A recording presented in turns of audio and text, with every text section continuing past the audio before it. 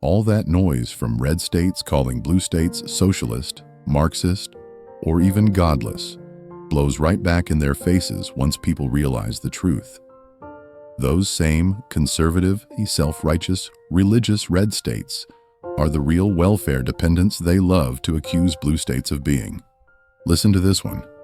And when you look at Massachusetts, they are first in education, second in healthcare, first in quality of life, and first in test scores.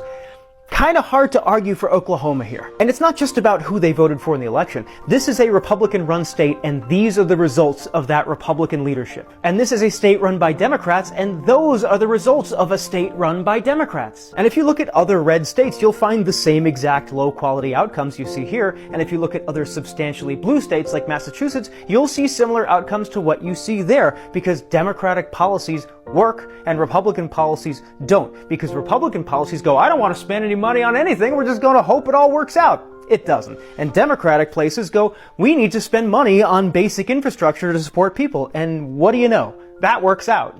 The reality is unmistakable. Many blue states, like New York, California, Massachusetts, and New Jersey, consistently pay more in federal taxes than they ever see returned, while many red states, like Mississippi, Kentucky, West Virginia, and Alabama, pull in far more federal dollars per capita than they contribute. Take New Jersey. For every $1 it sends to Washington, it gets back about 60 cents. Mississippi? For every $1 it sends, it pockets roughly $2 or more. This imbalance is often called the red state welfare paradox. Conservative states that rail against big government are often the ones most dependent on it, while wealthier, more liberal states end up subsidizing them. If Republicans are so smart, then why do the Republicans need the Democrats to pay their bills for them? The red states are running at a loss. Every single state is actually running in the red. They don't make enough money to actually stay afloat and operate separately from the federal government. The federal government then has to use federal funds to actually subsidize and keep the Republican states afloat, which is irony because a lot of people were talking about Canada needing subsidiaries from United States, but it was the Republicans, the red states, that are actually taking the most money from the federal government to stay afloat because they're not profitable.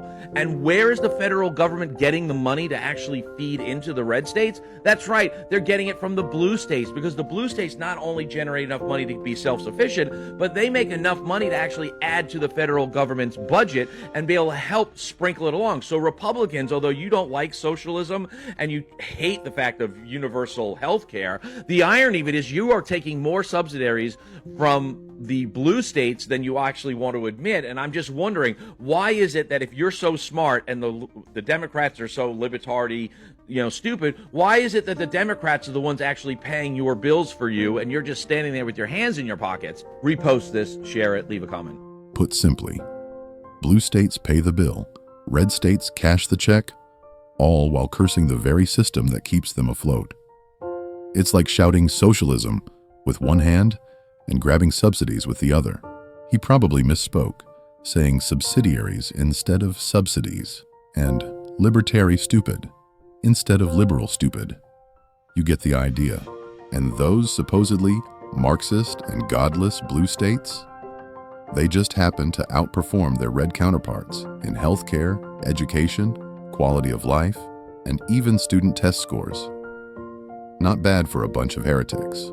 Yet despite all this, blue states endure the constant noise. Trump and his MAGA loyalists double down, painting blue state cities as crime-ridden wastelands, even deploying National Guard troops without governor's consent, all while ignoring the inconvenient truth that many red state cities suffer from higher crime rates. At some point, the question practically asks itself, if we're this incompatible, maybe a national divorce isn't as crazy as it sounds.